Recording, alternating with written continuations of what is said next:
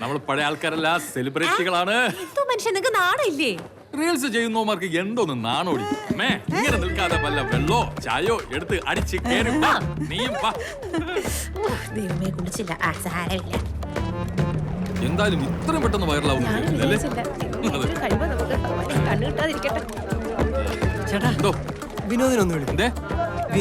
അല്ല, വിനോദ് ഡ്യൂട്ടി കഴിഞ്ഞിട്ടേ ഇന്നലെ ലേറ്റ് ആയിട്ടാണ് വന്നത്. ഞായറാഴ്ച ഒരു 10-10:30 മണിയാകുമ്പോൾ എഴുന്നേക്കുള്ളൂ. ഇപ്പൊ എന്റെ ഭാര്യയും എന്നെ എടുത്താൽ വിനോദം കൂടി ഉണ്ടായിരുന്നെങ്കിൽ നമുക്ക് ഫാമിലി ആയിട്ട്.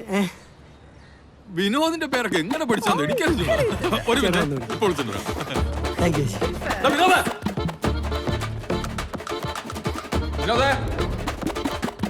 വിനോദേ, ചേട്ടനൊരു നല്ല കാലം വരുമ്പോ ഇങ്ങനെടാ റൂമിൽ കയറി കിടക്കുന്നത്.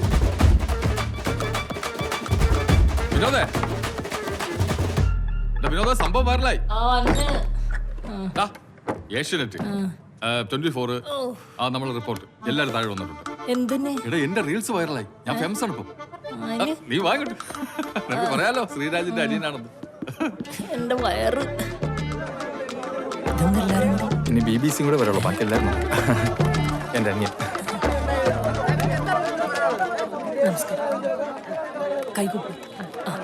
ആറ്റിങ്ങൽ ബസ് സ്റ്റാൻഡ് പരിസരത്ത് പ്രദർശനം നടത്തിയ വിനോദ് എന്ന ചെറുപ്പക്കാരന്റെ വീടിന്റെ മുന്നിലാണ് ഞങ്ങൾ ഇപ്പോൾ നിൽക്കുന്നത്.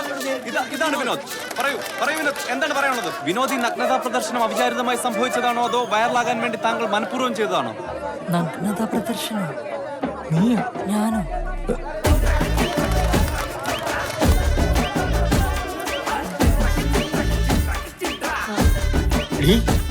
നമ്മുടെ മോനെ നഗ്നതാ പ്രദർശനം നടത്തിയെന്ന്, തുണി പൊക്കി കാണിച്ചെന്ന്. ശ്രീരാജല്ല, വിനോദ്.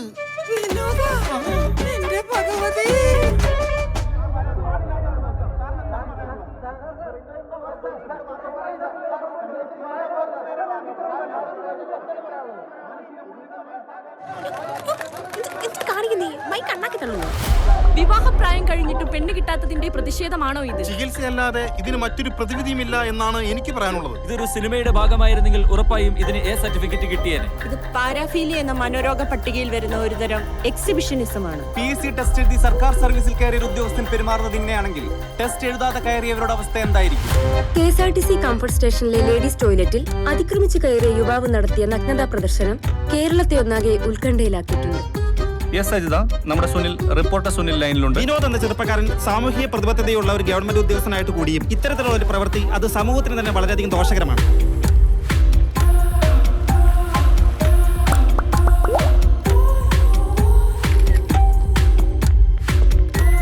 വിനോദിന്റെ അച്ഛന്റെ കടയിൽ നിന്ന് മാസപ്പടിക്ക് സാധനം വാങ്ങുന്ന അയൽവാസിയായ ചേട്ടൻ ഇതിനെ കുറിച്ച് എന്താ പറയുന്നത്? അവനാള് പാവാണ്, ഞങ്ങൾ സ്ഥിരമായിട്ട് കാണുന്നതാണ് ആശാനെ. ഒരു പുരുഷന്റെ ടോയ്ലറ്റിലേക്ക് ഒരു പെൺകുട്ടിയാണ് ഇപ്പൊ ഇങ്ങനെ കയറി പോയിരുന്നെങ്കിൽ നിങ്ങൾ ഇങ്ങനെ ഒരു അന്ത്യചർച്ച ഇവിടെ നടത്തുമായിരുന്നു. ഈ തുണിമുക്കി കാണിച്ചെന്ന് പറയുന്ന പയ്യില്ലേ, അവന്റെ പേരെന്ത്? വിനോദ്. അഴുക്ക പയ്യൻ, അവന്റെ അച്ഛൻ അതിനേക്കാൾ വഴുക്ക. ഈ പുരുഷ മേധാവിത്വം പബ്ലിക് ടോയ്ലറ്റിന്റെ, അതും ലേഡീസ് ടോയ്ലറ്റിന്റെ മുന്നിൽ വന്ന് നിന്ന് പൗരുഷം പ്രദർശിപ്പിക്കുകയാണ്. സ്ത്രീകൾ ഡോറി മുട്ടുന്ന എന്തിനാണെന്ന് മനസ്സിലാക്കാനുള്ള ബോധവും വിവരം ഞങ്ങൾ മലയാളികൾ കൊണ്ട് ഞങ്ങൾ കഴിക്കുന്നതും അരിയാഹാരമാണ്. തനിക്ക് ഇത്ര മുട്ടി നിൽക്കുവാണെ താൻ പോയി പെണ്ണ് കെട്ടോ? ഭയങ്കര കഷ്ടം. നിനക്കൊക്കെ ആര് പെണ്ണ് തരാനാടാ?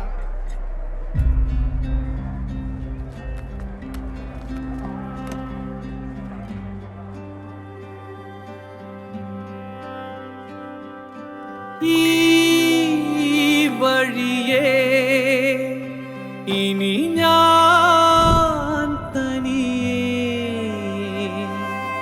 കാറ്റൂട്ടൊക്കെ ഇത് ശരിയാവുന്നില്ല. എന്തു പറയുന്നു? എന്നാ അതങ്ങ് വിട്ടേക്കട്ടെ. നീ കഴിക്ക്. എനിക്ക് വേണ്ട. എന്തേ കാണിക്കുന്നേ? എന്തെങ്കിലും ഒന്ന് കഴിക്ക്. ഒരു വാക്കും മുഴുവൻ പറയുവാ. ഇതെന്താണ് ശൈലജ ഇവിടെ വേലിയൊക്കെ കെട്ടുന്നത്? ഇവിടെ 2 പെങ്കുച്ചുകളാണേ. ഞങ്ങൾക്ക് ഇതൊന്നും കാണാൻ വയ്യേ. ഒരിക്കലും വിശ്വസിക്കാൻ കൊള്ളില്ല. അങ്ങോട്ട് വലിച്ചു കിട്ടേട്ടാ. നീ എങ്ങോട്ട് പോവാ? മോള് ഇനിയും തൊട്ട് കൊച്ചിന്റെ റൂമിലൊന്നും പോകണ്ട കേട്ടോ. ഓരോരുത്തരെ തനിനിറൊക്കെ ഇപ്പഴല്ലേ മനസ്സിലായത്. മോളൊന്നും കേൾക്കണ്ട, മക്കളെ കൊച്ചിന്റെ റൂമിൽ. അതൊരു പെങ്കൊച്ച. മോയിന്റെ മോളെ ഒരക്ഷരം ഇനി അവനെ കുറിച്ച് മിണ്ടിപ്പോട്ടു. കണ്ട സോഷ്യൽ മീഡിയക്കാർ പറയുന്നത് കേട്ടിട്ടാടി നീ എന്റെ അനിയനെ വിലയിരുത്തുന്നത്. വിനോദേ, നിങ്ങൾ യാത്ര ചെയ്തിരുന്ന ബസ്സിലെ ഡ്രൈവറോടും കണ്ടക്ടറോടും ഞങ്ങൾ കാര്യങ്ങൾ അന്വേഷിച്ചിരുന്നു. ഞങ്ങൾക്ക് കാര്യങ്ങൾ ബോധ്യമായി. പിന്നെ അവരെവിടെ വേണമെങ്കിലും വന്ന് പറയാന്നാ പറഞ്ഞേക്കും. പക്ഷേ ഇതിൽ കുറെ നിയമകുരുക്കളുണ്ടോ? പ്രത്യേകിച്ച് ഇതൊരു സെൻസിറ്റീവ് ഇഷ്യൂ ആയതുകൊണ്ട്. അറിയാലോ, സോഷ്യൽ മീഡിയയുടെ കാലം അവരെല്ലാം തീരുമാനിക്കുന്നു.